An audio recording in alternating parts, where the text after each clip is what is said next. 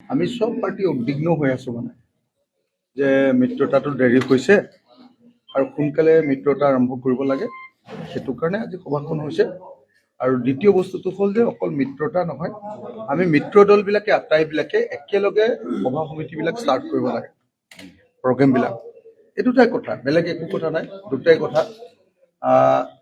ইমান দেৰি হৈছে যে সব মানুহে আমি উদ্বিগ্ন হৈ আছো আৰু যিমান পাৰি সোনকালে মিত্ৰতাৰ আলোচনাটো শেষ হওক। আৰু দ্বিতীয় বস্তুটো যে ঐক্যবদ্ধভাৱে কামবিলাক আৰম্ভ কৰা হওক, সেইটোৱে। আৰু বেলেগ ক'বলগীয়া একো নাই। কিমান দিনলৈ আজি চাওক এতিয়া কংগ্ৰেছৰ স্ক্ৰিনিং কমিটিৰ মিটিং হ'ব আজি 19 তাৰিখ। হয়। আপোনালোকে কাইলৈ বা পৰহিলে ভাল খবৰ পাই যাব। মানে এতিয়া বৰ বেছি অপেক্ষা কৰিব নালাগিব আৰু অপেক্ষাত থাকিম। মানে কাইলৈ বা পৰহিলে আপোনালোকক আমি ফাইনেল খবৰটো দি দিম। ফাইনেল খবৰটো কাইলৈ বা পৰহিলে দি দিম। তাৰপাছত নিজৰ প্ৰাৰ্থী ঘোষণা হ'ব নেকি? নাই, কি খবৰটো আপোনালোকে গম পাই যাব। কাইলৈ বা পৰহিলে আমি খুব ধুনীয়াকৈ ফাইনেল খবৰটো দি দিম। আপোনালোকে ভাল খবৰ পাব, চবেই ভাল খবৰ পাব। কিন্তু কথাটো যেতিয়াই মিত্ৰতাৰ কথা হয় তেতিয়াই কংগ্ৰেছে এই ধৰণৰ আউল লগায় বাৰে বাৰে। আগতো এনেকুৱা বহু উদাহৰণ আছে, মানে কংগ্ৰেছে বহুবাৰ আউল লগাই থৈ দিছে। এতিয়া কি ধৰণে বিশ্বাস কৰিব পাৰিব আপোনালোকে? আগতে আউল লগাই থৈ দিছে। মানে আমাৰ সঁচা কথা ক'বলৈ গ'লে উদ্বিগ্ন, অশান্তি পাইছো, দেৰি হৈছে। তাতকে আৰু এলায়েন্স পাৰ্টনাৰ সম্পৰ্কে বেছিকে ক'ব নোৱাৰিম। বহুত মানে বহুত দেৰি হৈছে, সোনকালে হ'ব লাগে। নিশ্চয় বুজিছে, লগ হৈছো মানে আপোনালোকে নিশ্চয় বুজিছে যে আমি উদ্বিগ্ন হৈছো, হয়নে নহয়? সেইটোতো বুজিছে।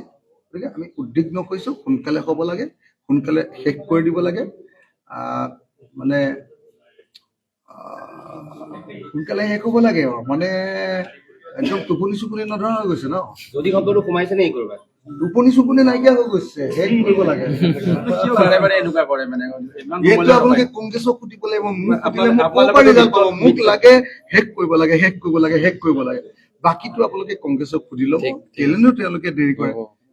আমিতো সোনকালে বিচাৰি আছো, চব পাৰ্টি একলগ হৈ আছো, চবেই কৈ আছো যে সোনকালে শেষ কৰক, সোনকালে শেষ কৰক।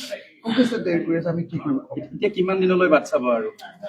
কাইলৈ বা পৰহিলৈ আপোনালোকে লাষ্ট সিদ্ধান্তটো পাই যাব। দুটা দিন আৰু দুটা দিন মানে প্ৰচেছবিলাক ষ্টাৰ্ট হৈ গৈছে চব। চব প্ৰচেছ চাৰিওফালৰ পৰা ষ্টাৰ্ট হৈ গৈছে। কাইলৈ বা পৰহিলে হয় ৰঙামাটি, নহয় গুৱাহাটী।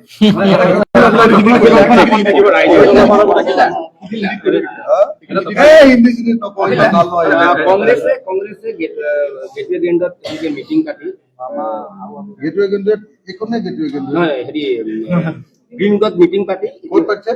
গ্ৰীণউডত কংগ্ৰেছে মিটিং পাতি তেওঁলোকে এটা বিশেষ তালিকা তেওঁলোকে কেন্দ্ৰলৈ পঠিয়াইছে।